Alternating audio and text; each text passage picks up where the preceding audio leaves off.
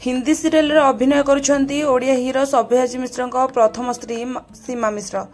तेबे दर्शक बंधु से बर्तन पाई केउ हिंदी सीरियल अभिनय करुछंती और से द्वितीय विवाह करछंती कि नहीं सबु ए वीडियो माध्यम आपण माने जानिया को पाइबे।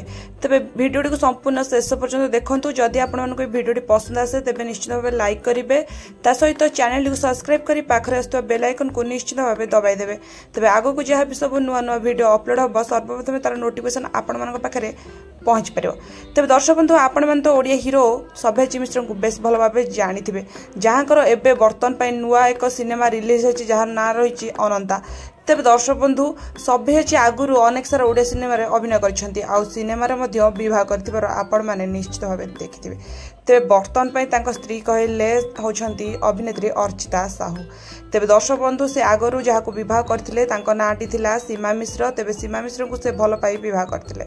तेबे सीमा मिश्र को से छाड़पत्र देइथिले, तांको थारु अलगा होइथिले।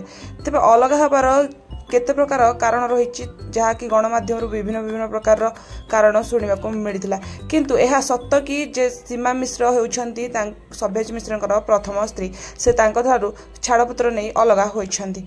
तेबे अलगा हेबा परे वर्तमान पाई कौन करुछंती प्रथम स्त्री सीमा मिश्र। तेबे दर्शक बंधु आपण माने जानिथिबे कि अभिनेत्री सीमा मिश्र जे कि जने अभिनेत्री अटंती से हिंदी सीरियल रे अभिनय करुछंती। तेबे से किछि अनेक गुडे सीरियल रे अभिनय करिछंती, ता सहित एक सीरियल ना रही बालिका बधू सीरियल रे सीमा मिश्र अभिनय करुछंती। तेबे दर्शक बंधु सभ्यसाची ठारू अलग हेबा परे सीमा मिश्र मध्य द्वितीय विवाह करि नैछंती। तेबे से जने हिंदी सीरियल रो अभिनेता को विवाह करथिबार कथा सुनिबा को मिली। तेबे बर्तन पाई हिंदी सीरियल रे अभिनय करी बेस लोकप्रियता साउंडछंती सीमा मिश्र।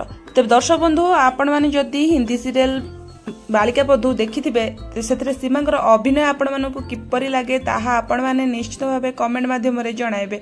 वीडियो भल लागिथिले लाइक करिवे और चैनल को निहाती भाबे सब्सक्राइब करी पाखरे आस्तुवा बेल आइकन को निश्चित भाबे दबाई देबे। तेबे धन्यवाद, रहिली, देखाबा आ एक वीडियो रे।